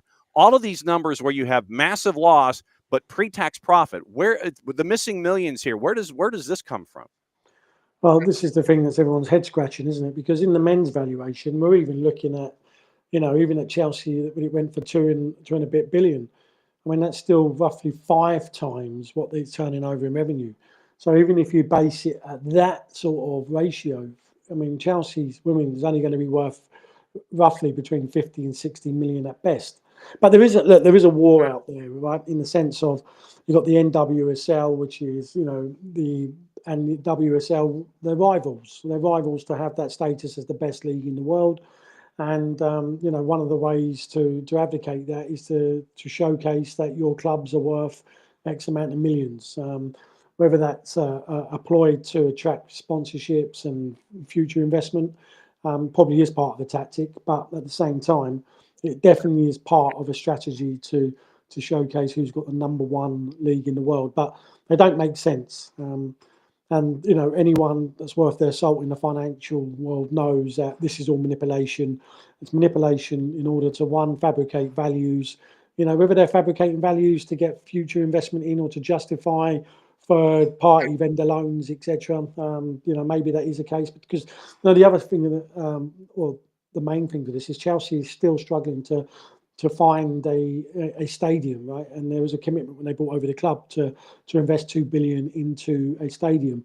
Now, 2 years ago, whatever they sort of put to one side, we know that natural increase in costs are going to happen there. So if they planned 2 billion for a stadium back in 22, it's definitely going to be 2.5 billion now. So they've got to try and fabricate some valuations in order to justify the loans, I suppose, that's going to come in for the brand. Because there's no way any women's club is going to, if you just use a ratio of 5 times its income, there's no way any club in the WSL or NWSL is going to be worth more. There's me being generous, 90 million, me being generous, on there. Probably people will shoot me for saying that. I mean, but hey, look, if the game wants to grow and gets to that point, I think a lot of it is looking in the mirror and having a sense of belief in your own product. I think Yeah, absolutely. It's not to say that in 10 years' time this ain't going to happen, right? We know that, things are increasing. I wouldn't say, look, the three main revenue streams in football at the moment are broadcasting. We know that's increasing, across the women's game. And if you look at Chelsea, where our international rights for the men's is increasing in the Premier League. So that's big. Then you look at gate receipts. Now, Chelsea, if they get a bigger stadium, there's no doubt the men's side will fill that out. The women's side is growing, but I would say that across the WSL last year, that your gate receipts went backwards. Only a small percentage, but it still didn't grow. And then you look at commercial revenues, right? And that's the big area of growth. What we're seeing is more and more companies get involved with the women's brand. The women's football is offering great value, strategic value, and yeah, we're seeing more and more companies now see it's a better value for money still to be linked with a big brand. So more and more companies are getting involved in it. So we expect the commercial, I would say, values to go up probably 300-400% in the next 2 or 3 years alone. Emily Keogh from ESPN in June. For the first time, all 12 WSL clubs generated over £1 million in revenue for the 23-24 season, reported in Deloitte's annual review of football finance. Total revenue predicted to reach £100 million in the 25-26. Analysis revealed total revenues of the clubs in the top tier surged by a third, reaching £65 million compared to 48 in the previous season. Top 4 clubs, unsurprisingly, drove the increase in revenue. 2/3 of the total revenue coming from Arsenal, Chelsea, Manchester United, and Manchester City. And while the increase represents positive development, revenue disparity between the top and the bottom, gap in revenue between the highest and lowest earning clubs widened from £10.3 million to 14.1. Relative distance decreased from 16 to 13. Arsenal has led in attendance since 2022, set a new attendance record. 73% increase in match day revenue, driven by a 31% increase in average attendance since 22-23, though attendances have dropped by 10% for the 24-25 season. Wage costs up, average wage cost $4.4 million, average wage to revenue ratio up to 81%, up from 75% in 22-23. And they mentioned Kat Macario, Mia Fischel, Jill Roard's transfer to Manchester City, Geis's move, Arsenal's free pickup of Emily Fox. This is just looking at those numbers. Am I going down the right path here in thinking that the WSL could be dangerously close to doing stuff that we see in the EFL Championship, where you have more than 100% revenue going to salary and paying the bills, and your revenue doesn't match what your outgo is? Yeah, I mean, look, the other side is a lot of these clubs are relying on, I wouldn't say handouts, but that's the term that gets used a lot. Subsidy, I guess. Yeah, subsidies from the men's clubs. So whilst the main clubs are turning over 400 and 500, 600, 700 million, we're talking about those brands you just mentioned, and then handing down 10, 15 million pound down for the women's team, on top of their revenues that they're generating at the moment is, makes sense because, as I said, the brand's only going to grow. But, the lesser club, the problem we've got is that it's mirrored the Premier League, right? The women's WSL has mirrored the Premier League. The big 4 clubs are the big 4 clubs in the men's game. Yeah. And the disparities there in the revenues. Like I just mentioned, the top clubs, Liverpool, Manchester United, Manchester City, they're turning over 600 to 700 million. And then the bottom clubs are turning over around 200 million.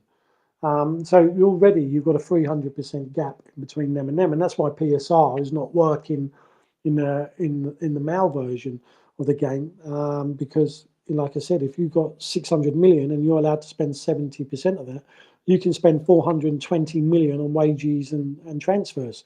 Hence why, Liverpool had quite a healthy summer this year. But the bottom clubs can't. They can only spend 140 million. So, you're trying to build a competitive league. You're killing it straight away with your own governance. And yes, I get it. You're protecting, to a certain extent, the sustainability of a football club. But you're also killing the competition because you're not allowing for teams to catch up. And this is the same with the women's game. You've got rules and regulations in place that they can only spend so much. And the difference is in the women's game, not everyone believes, the club owners believe in the women's game. They don't, I think, they do it because it's a hot topic in society, and they need to be seen to be supporting women, and they give it all the spiel that there's equal opportunities and that, we value the women's game, they've got so much love. But actually, the reality is, when it comes to investment, they're not investing. And, we're already looking at, 1.5 million for the bottom clubs in the WSL to 2 million, as their budgets. And then, like you just said, 10, 11 million, the top teams. And I know that Brighton, recent conference, Paul Barber, he said that Brighton, they're probably the 5th wealthiest team in the WSL. They've spent £10 million, a season at the moment, just to try and bridge that gap. And I know West Ham, for example, were struggling to even go above 2 million. So, and you've got a giant of a club, the men's team, but they're not getting behind the women's team. Hence why they're probably selling 49% to Monarch Collective now to try and help drive that side of the business up. When you have teams, back to the Premier League idea, where you have multiple holdco, bidco, subsidiaries, side doors, things like that, how many of these companies are just there to shuttle paper, and how many of them actually have stuff registering on bank statements and things like that? Yeah, I mean, that's the question, isn't it? And we're never going to really know that until we sit in with the board to actually try to determine why the necessity of so many different companies. Because if it was just a blanket procedure, then you'd have one for your stadium. Every club would have one for their stadium, their academy, the men's team, maybe even the broadcasting. You may even include something for international, etc., etc. And that would make sense. You see this blanket 7 or 8, but what you've got disparity here. I mean, Bournemouth have only got 2, right? Brentford 3, Leicester City 3, Manchester City. You would say that on paper draw a lot more money annually than what Chelsea do, and they've only got 8, but only 4 of them report any money. So yet Chelsea have got 22. Yeah, are they clever? Are they clever? Have they found the loopholes to get around PSR? And what we're going to see in the next couple of years, as they've been spending, that actually they're going to sell more assets to themselves. I mean, we don't really know what Chelsea actually own, right? I mean, that's the thing. Unless you investigate all of these companies and their own subsidiaries of these companies, we won't know what does Chelsea actually own. So it's only when we get to PSR that we see them sell a car park to themselves or 2 hotels and then the women's club. It makes sense to build more infrastructure. This is a loophole that you can sell it back to yourself in the future. I mean, we are seeing clubs now build like other leisure entities. We've seen Southampton. They're starting to build leisure activities within the stadium that can open it 24/7. You've got Aston Villa, they're building the warehouse, which is like a separate fan engagement zone. Liverpool have just built a big commercial store opposite the stadium itself. So, all of these can be detached and then potentially sold to themselves should they ever feel the need. And that's without, Everton, for example, they've got Bramley Moor Docks, right? But they've kept Goodison Park, and that's going to be the house for the women's team. Now, that stadium itself is going to be worth, 100 million? So, that gives them a massive loophole if they were to go down that road. And you've got teams in the 2nd and 3rd division here in the United States that have already started doing the whole live, work, play. I'm going to build a stadium, but I'm going to have shopping and all venues for whole game day experience, and you can live just off the premises of the stadium. You can have an apartment here, you can go shop here, you can do this, and you can go watch a game here. So we're seeing that as one of the hallmarks in USL, actually, in Championship and League One, 2nd and 3rd divisions. They're already building these ideas that you're talking about over there for Premier League to get around PSR. Well, yeah, I mean, that is the future of fan engagement as well, isn't it? I mean, this is another strategy of the multi-club stroke multi-sports ownership. It's not just building or buying a club, it's buying sports franchises. And if we look at Chelsea, Todd Bowley and Aries Management have linked up to buy a cricket franchise. So we've got a big cricket league over here, the 100. I believe you've got a version in America starting soon. And they've got a franchise in Trent Rockets. So, You've got Nottingham Forest, to another MCO, and they've bought a netball Super League franchise. And then we've got Birmingham, who are in the Championship at the moment, and they've gone and bought a rugby, a basketball, a netball franchise as well. So there's strategies there that are creeping into it, and some of these strategies are about, I would say, building a product which enables the fans to invest time, money for the whole weekend. If you think these different sports franchises, they don't all play at the same time. You may see some, like the Netball Super League, will play on a Friday night. You've got the rugby that will play on a Sunday. You've got the football on a Saturday, and you've got the cricket on a Sunday as well. So potentially you're covering the whole weekend. And if you can tap into the local community and say, look, we've got all of this offering now, we've got all these different sports. By the way, our stadiums are expanded because we've got more restaurants, nightlifes, etc. Then it's going to offer real value. But the other one is, the big one is Manchester United on their huge development. On their land that they propose is 17,000 houses. So if they sell those houses just in market value alone, that's going to raise £1 billion alone. That's going to fund 50% of the stadium cost, which is estimated to be £2 billion. So, that's a real clever strategy, that one, to build property. What do you want to talk about next time? Oh man, I mean, there's so many areas in it. I should be surprised and just have a think about which area we can go into. Maybe it is the multi-sports image. Why are these clubs tapping into it? What are the figures behind them? Why is? I mean, we've got other ones that they're tapping into right at the moment. So I know that there's a new R360 rugby union franchise league that's due to start next year, and we know that the Glaziers and the Fenway Sports Group have earmarked a franchise in there. And you've got Sunderland themselves, which are starting a rugby sevens franchise league, which is going to be played on Thursday nights in stadiums as well. So there's lots of that's creeping in, etc.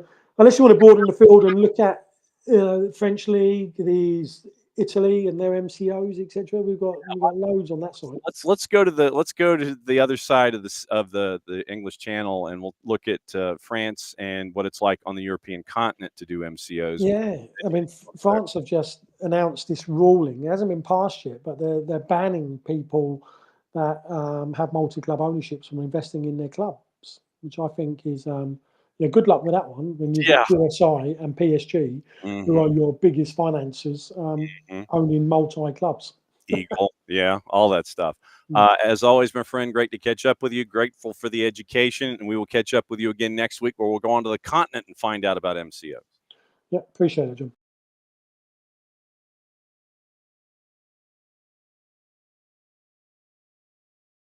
Here we go. Hi.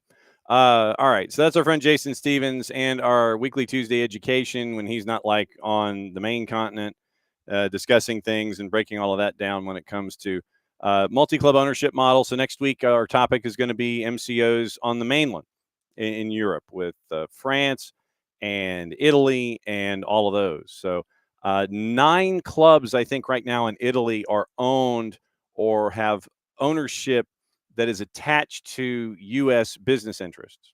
So we'll get into that next week. So MCOs outside of England, they do exist. We'll get into that in the European continent, working our way forward. Rich Ransom doing our producerial best, as everybody always does.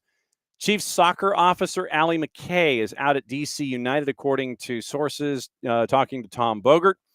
Club is into a new CSO search now. McKay joined the club ahead of 2024's season after a successful stint in the Nashville front office. So that is so you have what is going on in DC. That's the next part. So that is everything that is there. So hi, Abby and Derek. Good morning. And once again, thanks to Brad Feldman. And I guess I'm going to have to go back in for the podcast version, go back and edit, or at least put up the E. I think I may go and edit just to close all the gaps. I'll have to go back and listen because you guys have better ears than I do. So we'll go ahead. And so the audio on this will be posted later. But thanks again to Jason Stevens. Thanks to Brad Feldman, the play-by-play voice of the New England Revolution, as he was fighting Safari and he was fighting Restream on a highway in the northeastern United States to help everything hum along this morning. And so hang on, let me check and see what the vote is like now. It's pulling away. So it's under 13%. So all right, so we have, so it looks like 11:45. So it looks like 45 minutes or 48 minutes to try and turn over Luke Husikowski and have Patrick Weah be the goal of the week in MLS Next Pro. So that is the quest going forward for everybody. So it's another 45 minutes or so, and you get to vote for the MLS Next Pro goal of the week, and you do it here. It's right there. MLS Next Pro. Go on their 280 character app. Find different places where you can vote from. Stuff the ballot box. Vote Patrick Weah goal of the week.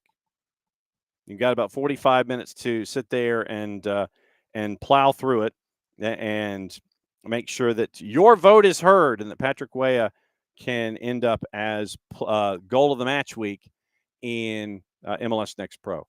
We do have the match tonight in Major League Soccer. Hang on just a second. It is Messi and Friends once again hosting Seattle. It's another one of the makeup games because of the multiple competitions that both of those clubs have been in. And so tonight, it is Messi and Friends in Seattle. Messi and Friends, they are at a minus 102. And Seattle is a plus 234. And the draw is a plus 272. We do have two matches in the midweek tomorrow. NYC hosting Crew and RSL hosting LAFC. LAFC is favored on the road at RSL. NYC is favored at home against Crew. Messi and Friends favored tonight at the minus 102 going up against Seattle. And Seattle, once again, on the weekend, they had a bit of a rotated side, and it was an interesting display for them to go out on a weekend knowing that they had the activity on the weekend, or in the midweek, I mean. And so you had a starting lineup of Seattle last time out like this. Goals from Ferreira and Musovski in a 2-2 draw.